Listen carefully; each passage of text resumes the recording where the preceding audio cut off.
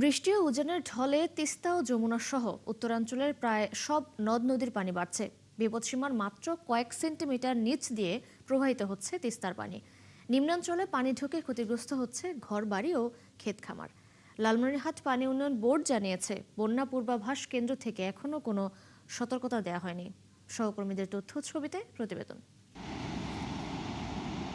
কয়েকদিনের বৃষ্টি ও পাহাড়ি ঢলে তিস্তার পানি বাড়ছেই, তবে বিপদসীমার কয়েক সেন্টিমিটার নিচ দিয়েই প্রবাহিত হচ্ছে।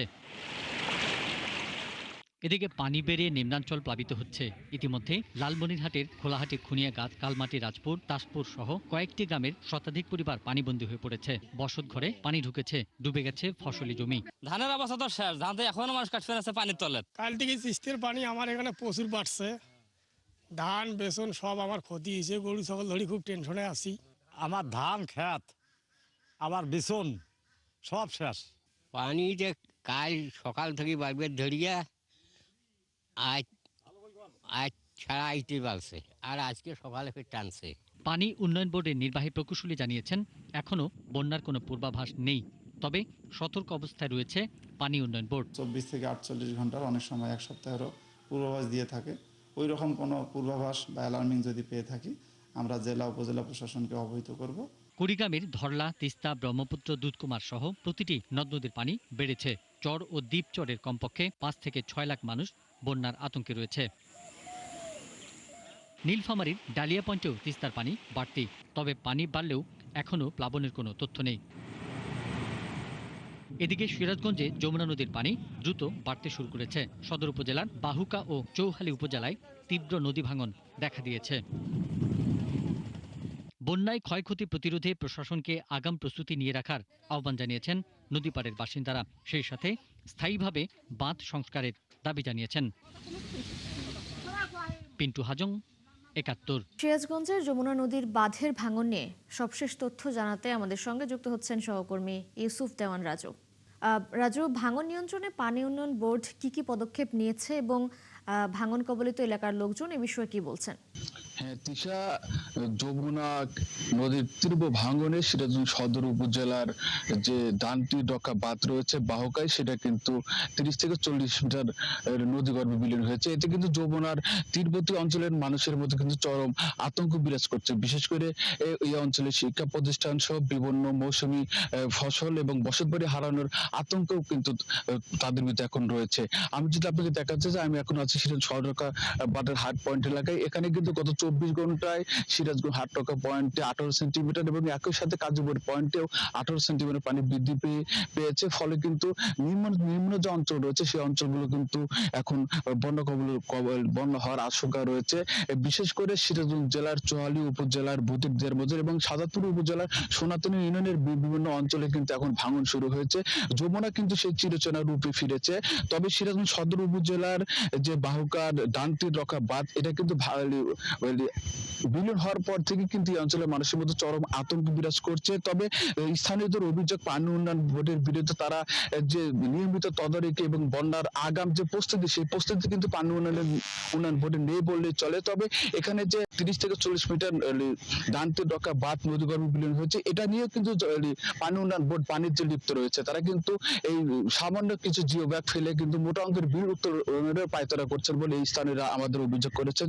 তবে জেলার 80 কিলোমিটার নদীরক্ষা বাঁধের যে সার্বিক পর্যালোচনা, সেটা কিন্তু এখনো পর্যন্ত কিন্তু কোথাও কোনো পানি উন্নয়ন বোর্ডের থেকে কোনো নিয়মিত তদারকি বা কোনো জায়গায় ভাঙনের আশঙ্কা রয়েছে এরকম কিন্তু কোনো রিপোর্ট তাদের কাছে নেই, তাদের কাছে জরিপও নেই। তারা কিন্তু যে আগাম প্রস্তুতি নেওয়ার কথা ছিল সেই প্রস্তুতি কিন্তু তাদের নেই বললে চলে। তবে এই ভাঙনের আতঙ্ক এবং জিও ব্যাগ ফেলে যে বন্যা নিয়ন্ত্রণ রক্ষা করার চেষ্টা করছে, সেটা কিন্তু স্থায়ী রূপ নেবে না বলে এই অঞ্চলের মানুষরা আমাদের জানিয়েছেন। তবে এই অঞ্চলের মানুষের দাবি যে স্থায়ী নদী রক্ষা বাঁধ নির্মাণ করলে এই অঞ্চলের মানুষরা অনেকে স্বস্তিতে ফিরবে। এই ছিল সিরাজগঞ্জ থেকে নদী ভাঙনের সর্বশেষ। তিশা। রাজু, ধন্যবাদ আপনাকে যুক্ত হবার জন্য। আপনি সঙ্গেই থাকবেন। দর্শক, যমুনা নদীর বাঁধের ভাঙন নিয়ে সর্বশেষ জানাচ্ছিলেন আমাদের সহকর্মী ইউসুফ দেওয়ান রাজু। রংপুরের মহিপুর দ্বিতীয় তিস্তা সেতু রক্ষা বাঁধের ভাঙন এলাকা পরিদর্শন করেছে এলজিইডি ও পাউবোর পরিদর্শক দল। দ্রুত সংস্কার কাজ শুরুর আশ্বাস দিয়েছেন তারা।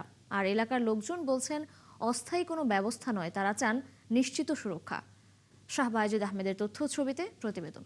দুদিন আগে তিস্তার তীব্র স্রোত ও পানি বৃদ্ধির কারণে পশ্চিম পাশের সেতু রক্ষা বাঁধে নতুন করে ভাঙন দেখা দেয়। এতে ঝুঁকির মুখে পড়েছে প্রায় 122 কোটি টাকা ব্যয়ে নির্মিত মহিপুর দ্বিতীয় তিস্তা সেতু, লালমনিরহাট রংপুর মহাসড়ক এবং নদী তীরবর্তী অন্তত 1200 পরিবার। এলাকার মানুষের দাবি, গত কয়েক বছরে তিস্তার ভাঙনে প্রায় 900 মিটার দীর্ঘ বাঁধের 100 মিটার নদীতে বিলীন হয়েছে।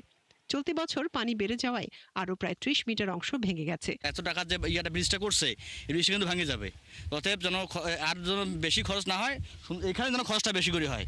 এটা একটা এমন জায়গা যা দূর দূরান্ত থেকে মানুষ দেখার জন্য আসে, কিন্তু মনে হয় এটা বিলুপ্ত পথে চলে যাচ্ছে। এই লালমনিরহাটের যে জেলা যেগুলো লোক এই রোড দিয়ে যাওয়া আসা করে, এই ব্রিজটা অতি শীঘ্রই ঝুঁকিপূর্ণ পড়বে। আর এই জায়গায় যত বাড়িঘর আছে সবগুলো বিলীন হয়ে যাবে, ফসলি জমি আছে সবগুলো জমি নদী বিলীন হয়ে যাবে। তাদের অভিযোগ, সময় মতো কার্যকর ব্যবস্থা না নেওয়ায় প্রতি বছরই ভাঙন বাড়ছে। এতে জানমাল ও অবকাঠামো নিয়ে চরম উদ্বেগে রয়েছেন এলাকাবাসী। তারা ওই দায় সারাভাবে দেখে শুনে যায়, আর কোনো কাজ হয় না। গত বছর আসছিলেন বুয়েটের এক্সপার্ট টিম, আসি ওই যে বাঁশের বেড়া দিয়ে গেছে, এবার আসলো এনারা বা কি দেয় আল্লাহ ভালো জানে। এটার জন্য স্থায়ীভাবে পর্যাপ্ত পরিমাণে এখানে যেন বরাদ্দ দিয়ে কাজ করা হয়, শক্তভাবে যেন এটা আর না ভাঙে। বুধবার সকালে 3 সদস্যের একটি কেন্দ্রীয় পরিদর্শক দল রংপুরের সেই ভাঙন কবলিত এলাকা ঘুরে দেখেন। এ সময় তাদের সঙ্গে ছিলেন পানি উন্নয়ন বোর্ড এবং স্থানীয় সরকার প্রকৌশল অধিদপ্তরের কর্মকর্তারা। পরিদর্শন শেষে সাংবাদিকদের সঙ্গে কথা বলেন এলজিডির তত্ত্বাবধায়ক প্রকৌশলী। তিনি জানান, প্রাথমিকভাবে ক্ষতিগ্রস্ত এলাকা পরিদর্শন করা হয়েছে, শিগগিরই সংস্কার কাজ শুরু হবে। আমরা চাই এটা সমস্যা সমাধান করতে, আইদার এলজিডি করুক অথবা পানি উন্নয়ন বোর্ড করুক। আমরা চাই জনগণের সমস্যাকে ইমিডিয়েটলি দূর করতে। তো আমরা ফাইনাল সিদ্ধান্ত নেওয়ার আগে আমি বলেছি আমাদের একটা এক্সপার্ট অপিনিয়ন লাগবে, সেটা আমি হয়তো উইদিন 1 উইক আর 2 উইক্সের মধ্যে আমি বুয়েটের প্রফেসর সাথে টিম সহ আবার এগিয়ে আসবো। এদিকে বর্ষা মৌসুমে তিস্তার পানি আরও বাড়ার আশঙ্কা থাকায় দ্রুত সংস্কার কাজ শুরু করার দাবি জানিয়েছেন এলাকার মানুষ। মনিরা কাজুরি, 71। বৃষ্টিতে তিস্তার পানি বেড়ে তলিয়ে যাচ্ছে লালমনিরহাট জেলার নিম্নাঞ্চল। সেখানকার সবশেষ তথ্য জানাতে যুক্ত হচ্ছেন সহকর্মী মিলন পাটোয়ারি। মিলন, লালমনিরহাটের নিম্নাঞ্চলে বন্যার শঙ্কা রয়েছে কিনা জানাবেন, এবং জানাবেন তিস্তার মহাপরিকল্পনা বাস্তবায়ন নিয়ে ভুক্তভোগীরা কি বলছেন। মার্জিয়া তিশা, যে লালমনিরহাটের যে তিস্তা মহাপরিকল্পনা বাস্তবায়ন এবং তিস্তা মহাপরিকল্পনা বাস্তবায়নের দাবি হচ্ছে প্রায় শুধু লালমনিরহাট না, রংপুর, কুড়িগ্রাম, নীলফামারী এবং গাইবান্ধার প্রায় 2 কোটি মানুষের। তবে তিস্তা মহাপরিকল্পনা বাস্তবায়িত না হওয়ার কারণে বিভিন্ন স্থানে যে প্রতি বছরেই নেয় যে এই চলতি বছরও বন্যা শুরু হয়েছে এবং তিস্তার পানি বৃদ্ধি পাচ্ছে। তবে যে অঞ্চলে পানি উন্নয়ন বোর্ডের দ্বারা যে পূর্ব প্রস্তুতিমূলক যেখানে কাজকর্ম করেছে সেই জায়গাগুলো ভাঙন ছাড়াও অন্য যে স্থানগুলো রয়েছে সেখানে ভাঙন দেখা দিয়েছে। তবে যে বন্যার কথা যদি বলি মার্জিয়া তিশা, সেটি হচ্ছে যে আজকে সকাল 6টায় তিস্তা ব্যারেজ পয়েন্টে 25 সেন্টিমিটার নিচ দিয়ে পানি প্রবাহিত হচ্ছে। গতকালকে যে বসত বাড়িগুলোতে পানি উঠেছে, অনেক বসত বাড়ি থেকে পানি নেমেছে, তবে বেশ কিছু বসত বাড়িতে পানি রয়েছে, সেখানে জলাবদ্ধতার কারণে পানিটা প্রবেশ করার পরে আর পানিটা বাইরে হতে পারেনি। এই জন্য জলাবদ্ধতা বেশ কিছু বসতবাড়ি পানি রয়েছে। তবে পানি উন্নয়ন বোর্ড আমাদের জানিয়েছে যেহেতু ভারত থেকে এখন যেহেতু সারা রাত্রে পানি যেহেতু ওখান থেকে না আসার কারণে তিস্তার যে স্বাভাবিক যে 25 সেন্টিমিটার নিচ দিয়ে আছে, এই 25 সেন্টিমিটার নিচ দিয়ে যাবে এবং নিম্ন অঞ্চল থেকে পানি সরে যাবে। তবে এই পানিগুলো লালমনিরহাট জেলা থেকে কুড়িগ্রাম, গাইবান্ধা এবং বগুড়া হয়ে যমুনায় যাবে। তো পানি উন্নয়ন বোর্ড জানিয়েছে তারা প্রস্তুত রয়েছে এবং জেলা প্রশাসকও আমাদের জানিয়েছে যে পর্যাপ্ত পরিমাণে ত্রাণ সামগ্রী রয়েছে, যে কোথাও যদি বড় বন্যা দেখা দেয় সেক্ষেত্রে তারা ত্রাণ সামগ্রী দ্রুত পৌঁছে দেবে। তবে দুর্গম চর অঞ্চলে কিছু কৃষকের যে সমস্ত ক্ষেত খামার রয়েছে, ভুট্টা এবং এছাড়া বাদাম রয়েছে, তাছাড়া পাট রয়েছে, এগুলো প্রায় পানির নিচে রয়েছে। এই ছিল লালমনিরহাটের বন্যার সর্বশেষ খবর। তিশা। মিলন, ধন্যবাদ আপনাকে যুক্ত হওয়ার জন্য। আপনি সঙ্গেই থাকবেন, নিশ্চয়ই আবারও যুক্ত হব আপনার সঙ্গে। দর্শক, তিস্তার পানি বেড়ে যাওয়ার খবর নিয়ে যুক্ত ছিলেন আমাদের সহকর্মী মিলন পাটোয়ারি। পাবনায় রত্নাই নদী পুনঃখননে ব্যাপক অনিয়মের অভিযোগ উঠেছে। এলাকাবাসীর দাবি, প্রভাবশালী দখলদারদের বাঁচাতে নির্ধারিত নকশা মানছে না ঠিকাদারি প্রতিষ্ঠান। দুই পাড় ঠিকভাবে বাধাই না করায় তীব্র ভাঙন ঝুঁকিতে পড়েছে নদী পাড়ের শতাধিক বসতবাড়ি। ফলে দীর্ঘ প্রতীক্ষিত এই নদী খনন প্রকল্প গ্রামবাসীর জন্য আশীর্বাদ না হয়ে পরিণত হয়েছে আতঙ্কে। মোস্তাফিজুর রহমানের প্রতিবেদন। দখল আর দূষণে দীর্ঘদিন ধরে মৃতপ্রায় পাবনার ঐতিহ্যবাহী রত্নাই নদী। পলি পড়ে ভরাট হওয়া এবং প্রভাবশালীরা ক্রসবাদ দিয়ে মাছ চাষ করায় নদীটির স্বাভাবিক পানি নিষ্কাশন চ্যানেল পুরোপুরি বন্ধ হয়ে গেছে। জলাবদ্ধতায় অনাবাদি হয়ে পড়েছে মালিগাছা ও আশেপাশের 3 ইউনিয়নের কয়েকশো বিঘা কৃষি জমি। সম্প্রতি রত্নাই নদী ও শঙ্করপুর খালের 10 কিলোমিটার পুনঃখননে উদ্যোগ নেয় পানি উন্নয়ন বোর্ড। বরাদ্দ দেওয়া হয় 6 কোটি 9 লাখ টাকা। তবে এলাকাবাসীর অভিযোগ, নদীর নকশা অমান্য করে খনন কাজ করছে ঠিকাদার। এতে ক্ষতির মুখে নদী পাড়ের কয়েকশো বসতি। তারা আমাদের জায়গা দিয়ে পার করে গেছে। আমরা গরিব মানুষ, 2 শতক 4 শতক জমির উপর বাস করি। তাহলে আমাদের এই জমি বিলীন হয়ে গেলে আমরা থাকবো কার কাছে? যেখানে মানুষ জন্য কল্যাণের জায়গায় জন্য দুর্ভোগের রূপ নেবে, আমরা সেটা চাই না। আমরা চাই যে পানি যেখান দিয়ে যথাস্থান দিয়ে প্রবাহিত হবে। আমাদের বাড়ি ঘর ভেঙে যাচ্ছে, না হলে 2টি পরিবারের জন্য আজকে না হলে 2-300 বাড়ি ঘর ভাঙে জলার ভিতরে নামে আসতেছে। কুষ্টিয়ার ঠিকাদার নাসিরউদ্দিন মোল্লা খননের কার্যাদেশ পেলেও স্থানীয়ভাবে তা বাস্তবায়ন করছেন কাউসার আহমেদ কনক সহ কয়েকজন সাব ঠিকাদার। এলাকাবাসীর অভিযোগ, প্রভাবশালী দখলদারদের অবৈধ স্থাপনা বাঁচাতে দরিদ্র পরিবারগুলোর বসতি ঘেঁষে খনন কাজ করা হচ্ছে। এ বিষয়ে ক্ষুব্ধ জনপ্রতিনিধিরাও। লাস্টে 1 কিলো এসে আমাকে কিছু কিছু জমিতে তারা মালিকানা দাবি করে, তারা কোর্ট থেকে ইনজেকশন জারি করে রাখছে, তারা কোর্টের নিষেধাজ্ঞা দিয়ে রাখছে। এক সাইড থেকে ওনারা এই ঠিকাদাররা এমন ভাবে মাটি কাটছে, আরেক সাইডে মাটি তুলে নিয়ে আসতেছে। একটা সাইডের আপনার হলো বাড়িঘর, আপনার হলো টিউবওয়েল, আপনার এই যে বাথরুম, আপনার সাবমার্সিবল, এগুলো সব ভেঙে ভেঙে যাচ্ছে। অবশ্য পানি উন্নয়ন বোর্ডের দাবি, আইনি জটিলতার কারণে প্রস্তাবিত নকশা বাস্তবায়নে কিছুটা বেগ পেতে হচ্ছে। আর বিষয়টি সুরাহা করতে ঘটনাস্থল পরিদর্শনের আশ্বাস দিয়েছেন জেলা প্রশাসক। 500 মিটার অংশে মামলা সংক্রান্ত জটিলতার কারণে সেই জায়গাতে আমরা কাজ করতে পারতেছি না। এখন আপাতত সাইট বন্ধ আছে, আমরা মামলা নিষ্পত্তির ব্যবস্থা করছি। মামলা নিষ্পত্তি হলে আমরা অ্যাজ পার ডিজাইনে কাজ করব। এই ধরনের প্রবলেম যেখানে অ্যারাইজ করতে পারে অ্যাডভান্স, যাতে আমরা স্থানীয় স্টেক হোল্ডার যারা রয়েছে তাদেরকে নিয়ে যাতে আমরা কথা বলে দেন, যাতে আমরা এটি বাস্তবায়নের দিকে যাই। প্রকল্পের সুফল পেতে এবং নিজেদের শেষ সম্বল রক্ষায় দ্রুত আসল নকশা অনুযায়ী নদী ও খাল খননের দাবি ভুক্তভোগীদের। হাসান আহমেদ, 71। দর্শক, পাবনায় রত্নাই নদী পুনঃখননে অনিয়মের তথ্য জানাতে আমাদের সাথে যুক্ত হচ্ছেন সহকর্মী মোস্তাফিজুর রহমান। মোস্তাফিজুর, অবৈধ স্থাপনা বাঁচাতে ঠিকাদারদের পক্ষপাতিত্ব নিয়ে প্রশাসন কি বলছেন এবং ক্ষতিগ্রস্তদের প্রশাসন থেকে কি ধরনের সহায়তা দেওয়া হচ্ছে, কোনো তথ্য আছে কিনা আপনার কাছে জানাবেন। তিশা, আমরা এখন ঠিক দাঁড়িয়ে আছি নদী পারে। এই রত্নাই নদী, যেটি দীর্ঘদিন ধরে অবহেলায় এবং অযত্নে পড়েছিল এবং পলিপুরে এর পানি প্রবাহটা ঠিক মতো হচ্ছিল না। দীর্ঘদিন বর্তমান সরকার আসার পরে যে খাল খনন বা নদী খননে যে উদ্যোগ গ্রহণ করেছিল, তারই অংশ হিসাবে পাবনার এই মালিগাছ ইউনিয়নের মাঝ দিয়ে প্রবাহিত এই রত্নাই নদীটি আসলে খনন কাজ হয়, যেটা আমরা যেখানে দাঁড়িয়ে আছি ঠিক এইখান থেকে 1 কিলোমিটার দূর থেকে আসলে কার্যক্রমটা শুরু হয়েছে এবং 10 কিলোমিটার কিন্তু এই নদীর খনন কার্যক্রম শেষ পর্যায়ে আর কি যেটা বলা যায়। আমরা যদি একটু নদীটি দেখানোর চেষ্টা করি আর কি, নদীর পূর্ব এবং পশ্চিমে আমরা ঠিক পশ্চিম পাশে দাঁড়িয়ে আছি এবং পূর্ব দিকে যেটা হয়েছে যে পূর্ব পাড়ের মানুষজন যেটা বলছে যে নদীর যে পার বাঁধানোর যেটা কথা, সেই পাড়টি আসলে পরিপূর্ণভাবে বাঁধানো হয়নি। নদীর অপোজিটে যে মাটিগুলো তোলা হয়েছে, সেই মাটিগুলো আসলে এর পাশে যে বসতি রয়েছে সেই বসত বাড়ির ব্যাপক ক্ষতি হয়েছে এবং তারই আলোকে কিন্তু সাধারণ মানুষজন কিন্তু বিক্ষোভ প্রদর্শন করে। আমরা যখন সংবাদ সংগ্রহ করতে আসছিলাম, স্থানীয় মানুষজনের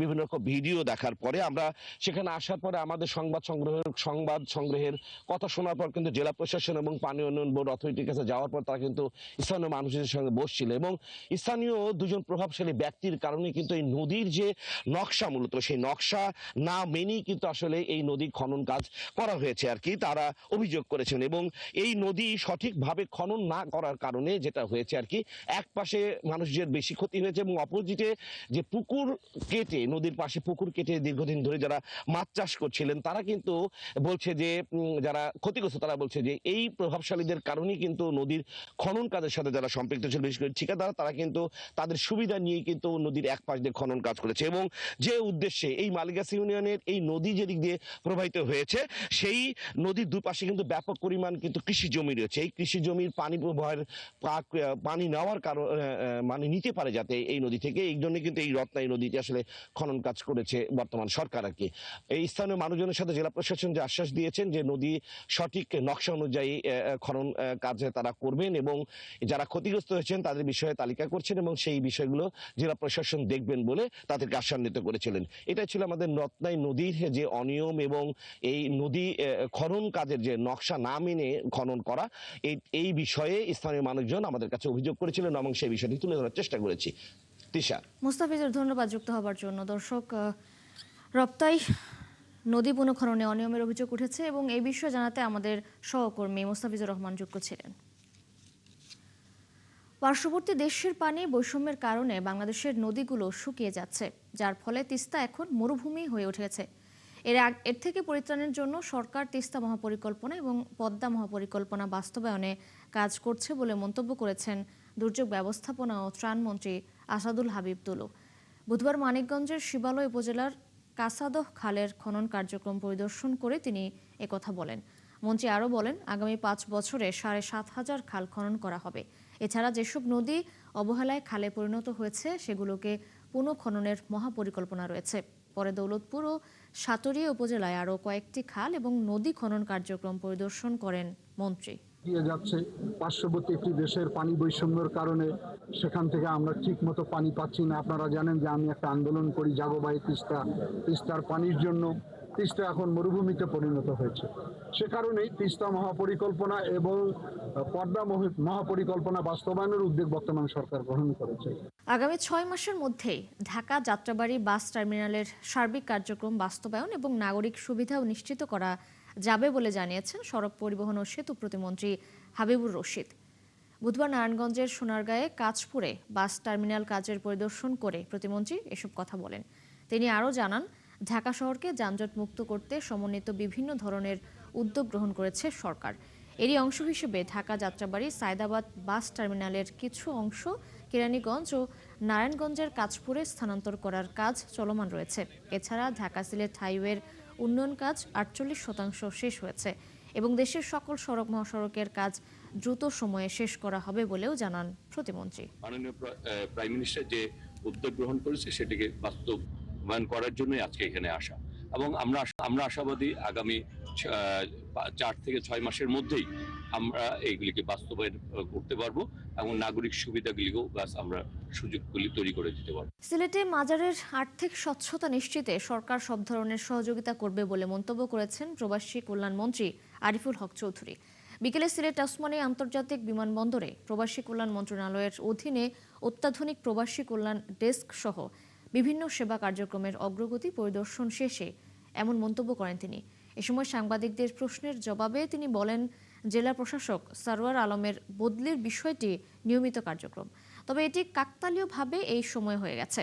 সকলের সাথে আলোচনা করে মাজারের যথাযথ ব্যবস্থাপনার বিষয়টি নির্ধারণ করা হবে বলেও জানান তিনি। সম্প্রতি কাতারের সড়ক দুর্ঘটনায় নিহতদের মরদেহ দ্রুত দেশে ফিরিয়ে আনতে সরকার কাজ করছে বলেও জানান মন্ত্রী। আমাদের এই পূর্ণভূমি সিলেটের যে সংখ্যা আমাদের জনগণ মনে করতেছে সেটা কাটিয়ে ওঠার জন্য আমরা একটা স্বচ্ছতার একটা পর্যায়ে নিয়ে যাবে। খুব তাড়াতাড়ি এটা হবে, এইটাতে সরকার কোনো চান্স দেবে না কাউকে। নওগাঁর সাপাহার সীমান্তে 9 জনকে বাংলাদেশে পুশিনের চেষ্টা করেছে ভারতীয় সীমান্তরক্ষী বাহিনী বিএসএফ। বর্তমানে ওই 9 জন সীমান্তের শূন্যরেখায় অবস্থান করছেন।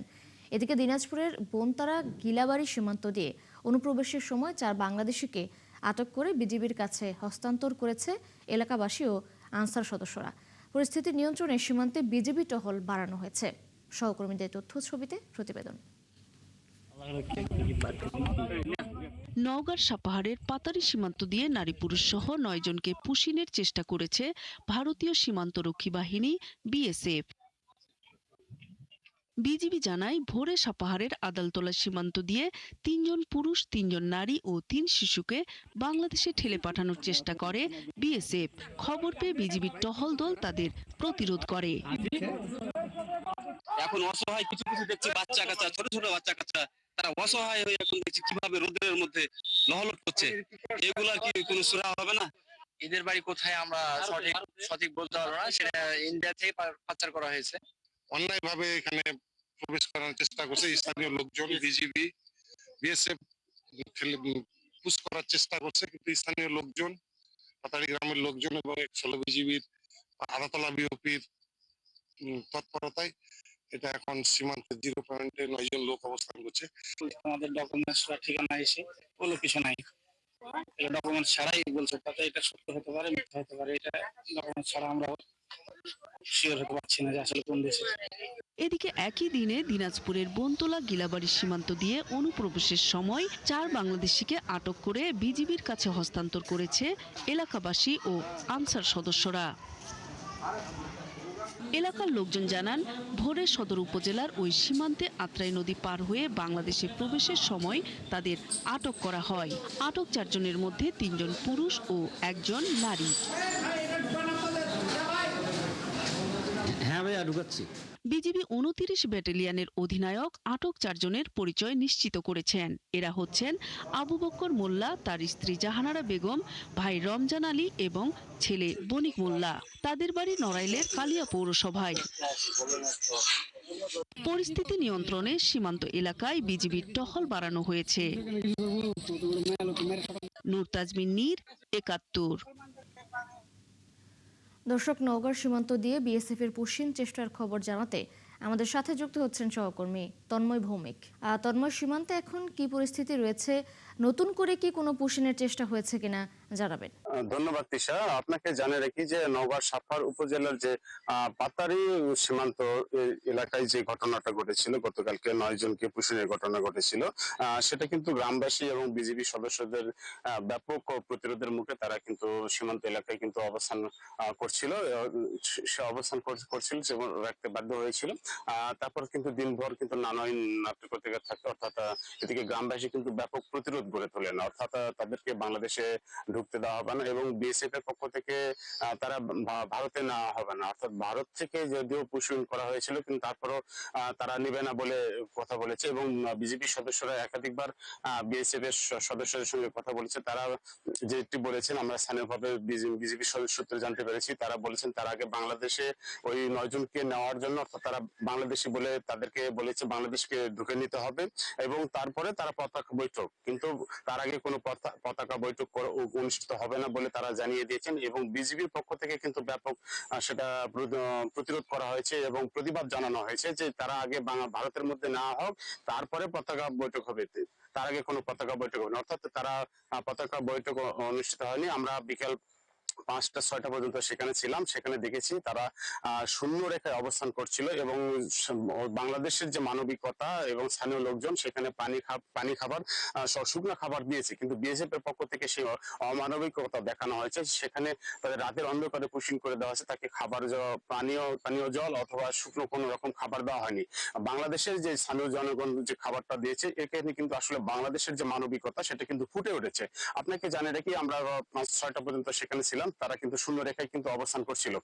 তারপরে সেখান থেকে আমরা যখন চলে আসি, আমরা সর্বশেষ আমরা জানতে পারি যে রাত 9টার পরে ভারতীয় যে ফ্ল্যাশ লাইট ছিল সেগুলো কিন্তু সীমান্ত এলাকায় কিন্তু ছিল, সেগুলো কিন্তু অফ করে দিয়েছে। অর্থাৎ তারপর কিছু সময় পর সেটা যখন আবার অন করেছে, যখন লাইটিং ব্যবস্থা করেছে, তখন কিন্তু আর তাদেরকে সেখানে খুঁজে পাওয়া যায়নি। অর্থাৎ আমি এই ব্যাপারে বিজিবি 16 ব্যাটালিয়নের অধিনায়ক আরিফুল ইসলামের সঙ্গে কথা বলেছি। তিনিও বলেছেন যে তিনি ধারণা করছেন যে যখন ফ্ল্যাশ লাইট অফ করে দেওয়া হয়েছিল সেই সময় বিজিবি সদস্যরা রাতের অন্ধকারে তারা আবার ভারতের মধ্যে নিয়ে গেছে বলে ধারণা করছেন তেনা। এবং স্থানীয় লোকজনের একই কথা যে রাত 9টার পরে যখন ভারতের যে লাইট গুলো ব্যবস্থা ছিল সীমান্ত এলাকায়, সেটা কিন্তু অফ করে দেওয়া হয়েছিল, তারপরে আর কিন্তু তাদেরকে দেখতে পাইনি।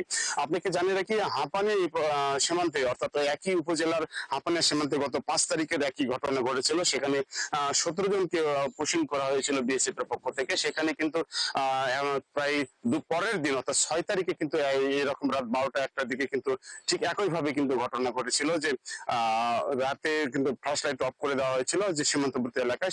তারপরে কিন্তু যখন লাইটে জ্বলে গেছে তারপরে কিন্তু তাদেরকে আর দেখতে পাওয়া যায়নি এই 17 জনকে, অর্থাৎ হাপানিয়া সীমান্তে এবং আদাতলা সীমান্তে অর্থাৎ পাতার ইউনিয়ন সীমান্তে কিন্তু একই ঘটনা ঘটেছে, অর্থাৎ লাইট অফ হওয়ার পর কিন্তু তাদেরকে আর দেখতে পাওয়া যায়নি। তো এখানে কিন্তু মানুষের আসলে অনেকের কিন্তু নানান প্রশ্ন দেখা দিয়েছে যে আসলে তারা বিএসএফ তাদেরকে পুশ ব্যাক করেছে, অর্থাৎ বিজেপি সদস্যরা পুশ ব্যাক করেছে না এই বিএসএফ নিয়েছে, নাকি বাংলাদেশের যে তাদের আমরা স্থানীয়ভাবে কথা বলেছি এবং ওখানকার স্থানীয় লোকজন জানিয়েছে তাদের এই যে গতকালকে যে ঘটনাটা ঘটেছে এই যে 9 জনের বাড়ি যশোর এলাকায়, তারা কি তাদের গ্রামের বাড়ি চলে গেছে। অর্থাৎ ভারতের যে সীমান্ত এলাকাগুলো পুরোটাই সুরক্ষিত এবং কাঁটাতারে বেড়া, কিন্তু বাংলাদেশের যে সীমান্ত এলাকাগুলো যোগাযোগ ব্যবস্থা এতটাই খারাপ যে সেখানে পায়ে হেঁটেও যাওয়া যায় না এবং এখানে কোনো সীমান্ত এলাকার কোনো কাঁটাতার নেই। অর্থাৎ বাংলাদেশ ভারতের মধ্যে ঢোকা খুব দুরূহ এবং বাংলাদেশের মধ্যে সীমান্তের মধ্যে আসা কিন্তু খুবই সহজ এবং চারিদিকে ফাঁকা।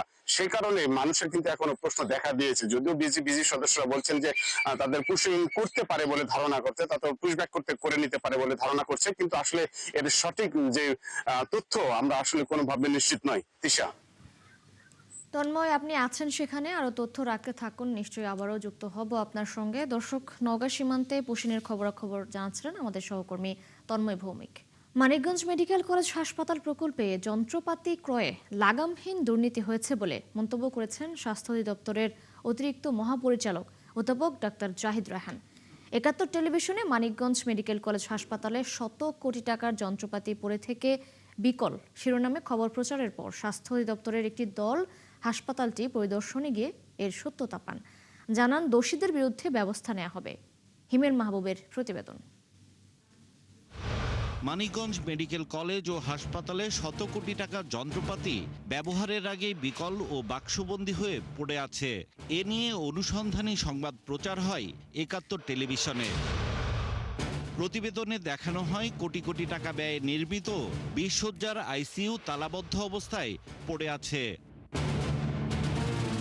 ব্যবহারের আগেই নষ্ট ১৪ কোটি ৫৮ লাখ টাকায় কেনা এমআরআই মেশিন। এরই মধ্যে যন্ত্রটির ওয়ারেন্টি পিরিয়ড শেষ। পড়ে আছে 2টি ক্যাথল্যাব, ধুলোর আস্তরণ পড়েছে ৫০০ শয্যার এই হাসপাতালটির লন্ড্রি প্লান্টের। সব মিলিয়ে শত কোটি টাকার যন্ত্রপাতি ব্যবহারের আগেই বিকল।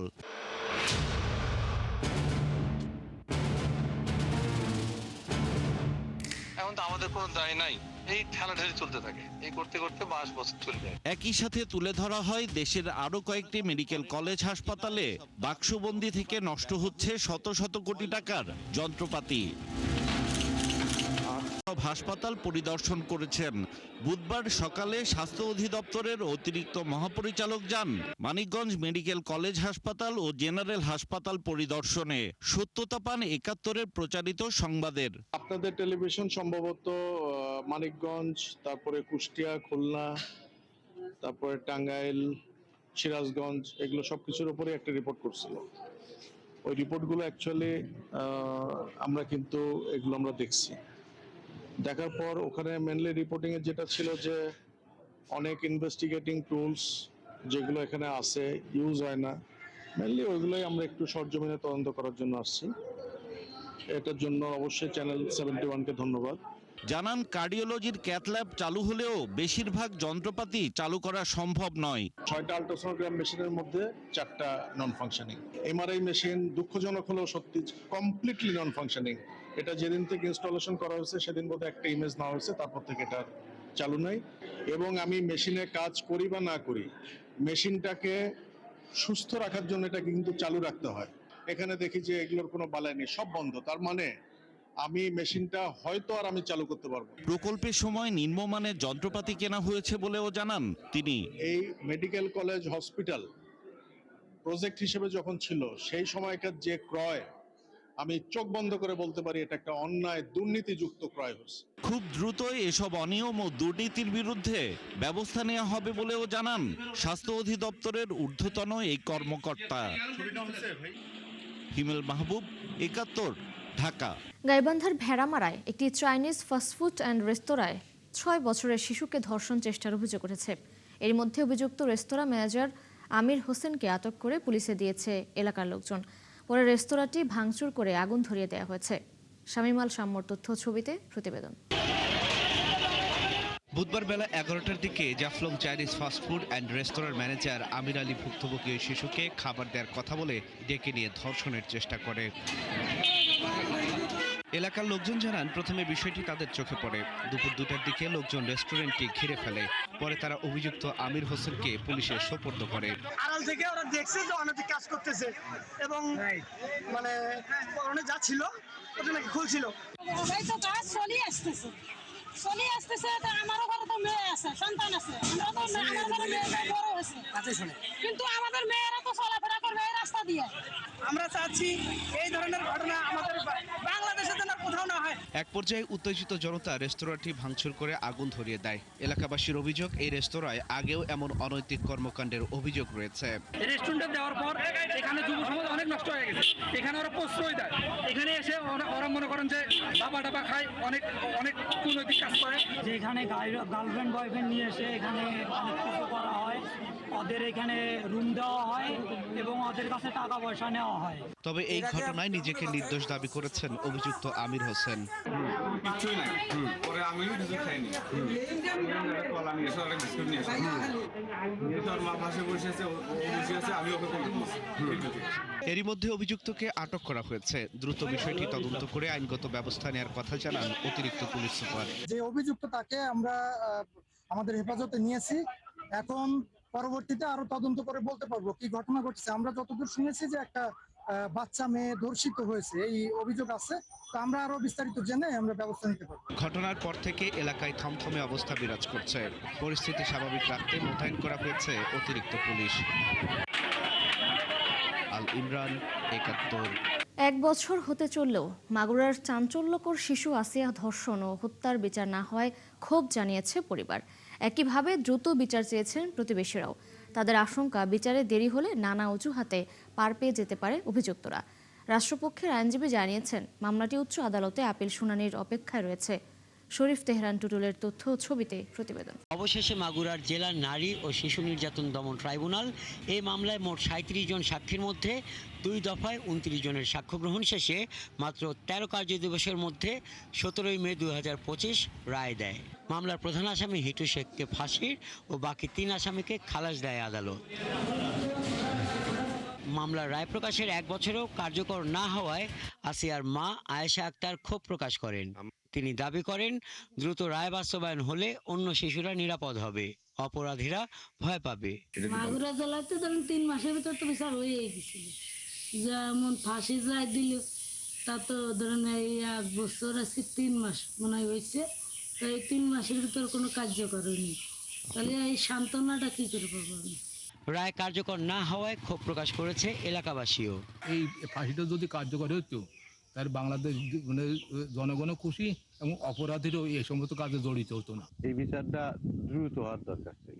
আসিয়া ধর্ষণ হত্যা মামলার রায় দ্রুত কার্যকর করতে হবে এবং সেই ক্ষেত্রে যেটা হবে যে মানুষের ভেতরও বিচার প্রক্রিয়া নিয়ে একটা আস্থা ফিরে আসবে। এই মামলা সরকারের নির্দেশেই এটা মামলাটা দ্রুত আমরা রায় করতে সক্ষম হয়েছি সাক্ষ্য প্রমাণের ভিত্তিতে।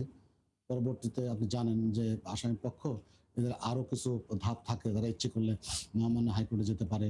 রাষ্ট্রপক্ষের আইনজীবী জানান, উচ্চ আদালতে আপিল শুনানির জন্য অপেক্ষায় রয়েছে। ইতোমধ্যে এই মামলায় ডেথ রেফারেন্স উচ্চ আদালতে পাঠানো হয়েছে। মোকদ্দমাটি বর্তমান মহামান্য হাইকোর্টে আপিল শুনানির অপেক্ষায় আছে। সর্বশেষ বাংলাদেশের অ্যাটর্নি জেনারেল, বিজ্ঞ অ্যাটর্নি জেনারেল, তিনি রামিচা হত্যা মামলা এবং আসিয়া হত্যা মামলা অতি দ্রুত শুনানি হবে মর্মে উনি ইচ্ছা পোষণ করেছেন এবং বিজ্ঞ আদালত কোন সেভাবেই বলেছেন। আমরা আশা করি যে অতি দ্রুত আসিয়া হত্যা মামলার রায় মাগুরাবাসী সচক্ষে প্রত্যক্ষ করতে পারে। আসামিপক্ষ নিম্ন আদালতের মামলার রায়ের বিরুদ্ধে উচ্চ আদালতে আপিল করেছে। বর্তমানে এই আপিল শুনানির অপেক্ষায়। হাসান আহমেদ, ৭১। মাদারীপুরের রাজৈরে 15 বছরের এক কিশোরীকে অপহরণের পর ধর্ষণ মামলায় নাফিস মোল্লা নামের এক যুবককে 14.5 বছরের কারাদণ্ড দিয়েছে আদালত। একই সাথে আসামিকে 50,000 টাকা জরিমানা, অনাদায়ে আরও 6 মাসের কারাদণ্ডের আদেশ দেওয়া হয়। বুধবার মাদারীপুর শিশু সহিংসতা দমন ট্রাইব্যুনাল আদালতের বিচারক আসম শহীদুল্লাহ কায়সার এই রায় দেন। 2023 সালের 19 মার্চ প্রাইভেট পড়তে যাওয়ার সময় ওই কিশোরীকে অপহরণ করে নাফিস ও তার সহযোগীরা পরে অজ্ঞাত স্থানে নিয়ে তাকে ধর্ষণ করে। অভিযোগ পেয়ে পুলিশ ওই কিশোরীকে উদ্ধার ও নাফিসকে আটক করে। পরে ভুক্তভোগীর পরিবার নাফিস ও তার মা শাহানা বেগমকে আসামি করে রাজৈর থানায় একটি অপহরণ ও ধর্ষণ মামলা দায়ের করেন। মামলায় যুক্তিতর্ক ও সাক্ষ্য গ্রহণ শেষে নাফিসকে 14.5 বছরের কারাদণ্ড এবং দোষ প্রমাণিত না হওয়ায় শাহানা বেগমকে মুক্তি দেন বিচারক। নেত্রকোনায় স্ত্রীকে নির্যাতন করে হত্যার দায়ে শফিকুল ইসলাম নামে এক ব্যক্তিকে মৃত্যুদণ্ডের আদেশ দিয়েছে আদালত। দুপুরে নেত্রকোনা নারী ও শিশু নির্যাতন দমন ট্রাইব্যুনালের বিচারক AKM এমদাদুল হক এই রায় দেন। 2019 সালে যৌতুকের দাবিতে নির্যাতনের পর গৃহবধূ পারভিন আক্তারকে হত্যা করা হয়। ঘটনার পর নিহতের ভাই আবু ইউসুফ নারী ও শিশু নির্যাতন দমন আইনে একটি মামলা দায়ের করেন। পরে দীর্ঘ বিচারিক প্রক্রিয়া, সাক্ষ্য প্রমাণ ও শুনানি শেষে আদালত নিহতের স্বামী শফিকুল ইসলামকে দোষী সাব্যস্ত করে মৃত্যুদণ্ডের আদেশ দেন। এই রায়ে সন্তুষ্টি প্রকাশ করেছেন রাষ্ট্রপক্ষের কৌশলী সহ নিহতের স্বজনরা। দীর্ঘ সাক্ষ্য প্রমাণ শেষে আজকে এই মামলার রায় হয়। আসামি শফিকুলের মৃত্যুদণ্ড হয় এবং আসামি সকিনা খাতুন এবং তুরাব আলী তাদের খালাস হয়। তাদেরকে বিজ্ঞ আদালত ন্যায় বিচারে খালাস দেন এবং আসামি শফিকুলকে তার স্ত্রীকে নির্যাতনের দায়ে মৃত্যুদণ্ড প্রদান করেন, কিন্তু চার্জটা আজকে পরিবর্তন করে 302 ধারায় তাকে মৃত্যুদণ্ড প্রদান করেন। যশোরের চিহ্নিত সন্ত্রাসী ও একাধিক মামলার আসামি সাইদ সর্দার ওরফে চশমা সাইদকে গলা কেটে হত্যা করেছে দুর্বৃত্তরা। জেলার আরবপুর ইউনিয়নে এই ঘটনা ঘটে। পুলিশ জানিয়েছে বুধবার এলাকার লোকজন বাড়ির পাশের ঝোপঝাড়ের মধ্যে সাইদের গলা কাটা মৃতদেহ পড়ে থাকতে দেখেন। পরে পুলিশকে খবর দিলে মৃতদেহ উদ্ধার করে যশোর জেনারেল হাসপাতালের মর্গে পাঠানো হয়। এলাকাবাসীর ধারণা মাদক ব্যবসা কিংবা আধিপত্য বিস্তারকে কেন্দ্র করে এই হত্যাকাণ্ড ঘটতে পারে। এদিকে ঘটনার কারণ অনুসন্ধানে এবং জড়িতদের আটকের জন্য কাজ করছে পুলিশ। তারে খুব নৃশংসভাবে হত্যা করা হয়েছে। এভাবে একটা মানুষকে হত্যা করতে পারে না। এর বিচার চাই, এর দৃঢ় যাতে বিচারটা সুষ্ঠুভাবে হয় সেটাই কামনা করি। অপরাধীদের খুব কঠিন থেকে কঠিনতম শাস্তি দেওয়া হোক। চাঁপাইনবাবগঞ্জ সদর উপজেলায় বন্ধুর ছুরিকাঘাতে রজব আলী নামে এক ব্যক্তি নিহত হয়েছেন। বুধবার শহরের মসজিদ পাড়া এলাকায় এই ঘটনা ঘটে। সদর মডেল থানার ভারপ্রাপ্ত কর্মকর্তা একরামুল হোসাইন জানান, মসজিদ পাড়া এলাকার জিশান আলী, মেহেদি হাসান, রজব আলীর মধ্যে তুচ্ছ বিষয় নিয়ে বাকবিতণ্ডা হয়। এক পর্যায়ে জিশান ধারালো অস্ত্র দিয়ে রজব আলীর বুকে আঘাত করে। এতে গুরুতর আহত অবস্থায় এলাকার লোকজন তাকে সদর হাসপাতালে নিলে চিকিৎসক মৃত ঘোষণা করেন। মৃতদেহ ময়নাতদন্তের জন্য হাসপাতালের মর্গে রাখা হয়েছে। আর অভিযুক্তদের গ্রেপ্তারে অভিযান চলছে বলে জানিয়েছে পুলিশ। চট্টগ্রামে বায়েজিদ রোডের সাজিনাস হাসপাতাল ও চট্টগ্রাম প্রাইভেট হাসপাতাল অ্যান্ড ডায়াগনস্টিক ওনার্স অ্যাসোসিয়েশনের মতবিনিময় সভা অনুষ্ঠিত হয়েছে। বুধবার বিকেলে অনুষ্ঠিত সভায় বেসরকারি হাসপাতালগুলোর স্বাস্থ্যসেবায় ভূমিকার কথা তুলে ধরা হয়। এ সময় হাসপাতাল কর্তৃপক্ষ জানায়, শ্বাসকষ্ট নিয়ে ভর্তি হওয়া এক শিশুর চিকিৎসায় মেডিকেল বোর্ড গঠন করা হয়েছিল। পরে উন্নত চিকিৎসার জন্য তাকে ঢাকায় পাঠানো হয়। শিশুটির মৃত্যুর ঘটনায় সিভিল সার্জনের তদন্ত কমিটি কাজ করছে। প্রকৃত তথ্য তদন্তের মাধ্যমে সামনে আসবে বলে আশা প্রকাশ করেন সংশ্লিষ্টরা। ডক্টর ফয়সাল ছুটি থেকে চলে আসেন এবং উনিও এসে একই অবস্থায় দেখেন এবং সেটা দেখার সাথে সাথেই এটার যে মেডিকেল প্রোটোকল অনুযায়ী ভাস্কুলার সার্জন, পেডিয়াট্রিক সার্জন সহ যাবতীয় সিনিয়র আরও যে কনসালটেন্ট, টোটাল 7 জন কনসালটেন্ট এই বাচ্চার চিকিৎসার সাথে ইনভলভ হয়। সো আমরা যেটা খবর পেয়েছি পরবর্তীতে ফেসবুক অথবা বিভিন্ন জায়গায় যেখানে স্ট্যাটাসের মাধ্যমে যে রোগী ইবনে সিনায় যায় এবং পরবর্তীতে ইবনে সিনা থেকে রোগী এভার কেয়ারে যায়। সো ইবনে সিনা এবং এভার কেয়ারে আসলে কি চিকিৎসা চলমান ছিল সেই ব্যাপারে আসলে আমরা অফিসিয়াল কোনো ডাটা আমাদের কাছে নেই। বরিশালে নির্ধারিত মাছ ঘাটের বাইরে অস্থায়ী বহু মাছ ঘাট থাকায় ইলিশ ধরার ঠিকঠাক সংখ্যা পাওয়া যাচ্ছে না।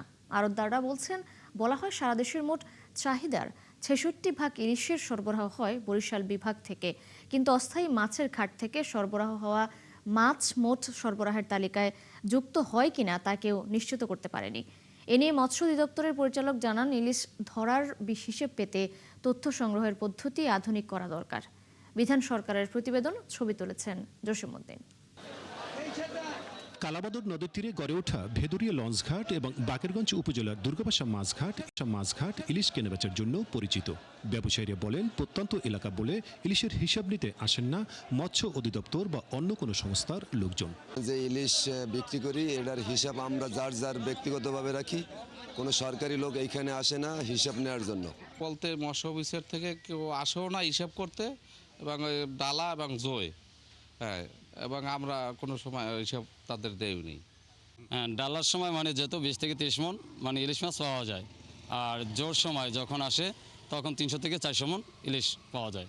বরিশাল নগরীর পোর্ট রোডের পাইকারি ইলিশ বাজারের 40 বছর ধরে ব্যবসা করা এক আড়তদার বলেন, তার কাছ থেকে মৎস্য বিভাগের কেউ কখনো ইলিশের হিসেব জানতে চায়নি। আর ইজারাদার বলেন, তার কাছ থেকে যে হিসেব নেয় তা নিয়মিত নয়, সেজন্য প্রকৃত হিসেব পাওয়া যায় না। আমার মনে পড়ে না, আমি এই 30-40 বছরের এরকম কোনো কাউন্ট আমরা কিভাবে দেয় জানি না, আমাদের কাছে এরকম কোনো কাউন্ট চায় না। একুরেটভাবে নিতে পারে তাইলে এটা সঠিক। একদিন আইয়া তারা একটা মুখো একটা হিসাব নিয়ে গেল, তারা বছরে একটা হিসাব জানাই দেয়, এটা সঠিক না। ইলিশ আহরণের প্রকৃত হিসেব পেতে লোকবল এবং তথ্য সংগ্রহে পুরনো পদ্ধতির আধুনিকায়ন দরকার, জানান মৎস্য অধিদপ্তরের পরিচালক। এক্ষেত্রে তাদের চেষ্টা অব্যাহত আছে বলে জানান। চেষ্টা করি আমরা সব জায়গাতেই যাওয়ার জন্য এবং সেখান থেকে তথ্য নেওয়ার জন্য, কারণ এটাই আমাদের বিগত সময় হয়ে আসছে, এখনও হচ্ছে। আমরা ভবিষ্যতে আমাদের যদি লোকবলের সংখ্যা বাড়ে, আমরা এইটাকে আরও আধুনিক করে আমরা যেন সঠিক তথ্যটাই সবসময় দিতে পারি, সেটার প্রচেষ্টা আমাদের অব্যাহত আছে। তবে যে কোনো খাত থেকে উৎপাদনের সঠিক হিসেব না পেলে স্বভাবতই তা জাতীয় আয়ের হিসাব থেকে বাদ পড়ে, আর এতে করে দেশের উন্নয়ন লক্ষ্যমাত্রা থেকে পিছিয়ে পড়ে, যার প্রভাব ফেলে রাজস্ব আয়ও। এগুলোর সঠিক রেকর্ড আমাদের সামনে নাই, না থাকার কারণে যেটা হয় যে আমাদের জিডিপিটা আন্ডার এস্টিমেশন হচ্ছে রাদার দ্যান একুরেট এস্টিমেশন। যেতে হয় যে কোনো একটা সেক্টরের জিডিপি কন্ট্রিবিউশন কত, সেটার একুরেট রেকর্ডটা আমাদের হচ্ছে না, এবং টোটাল জাতীয় আয়টাই আমাদের আন্ডার এস্টিমেশন হচ্ছে, যাতে করে আমরা দেশের উন্নয়ন লক্ষ্যমাত্রা থেকে আমরা সবসময় পিছিয়ে থাকি। মৎস্য অধিদপ্তরের হিসাবে বিভাগে 16টি মৎস্য অবতরণ কেন্দ্র রয়েছে। এছাড়া হিজলা এবং মেহেন্দিগঞ্জ উপজেলাতে মৌসুমে শতাধিক অস্থায়ী ইলিশ ঘাট গড়ে ওঠে। বিধান সরকার, 71, বরিশাল। দর্শক, চলছে দেশচোখ সরাসরি সংবাদ অনুষ্ঠান দেখতে চোখ রাখুন 71-এর ফেসবুক পেজে এবং সাবস্ক্রাইব করুন 71-এর ইউটিউব চ্যানেল। থাকুন 71-এর সাথে।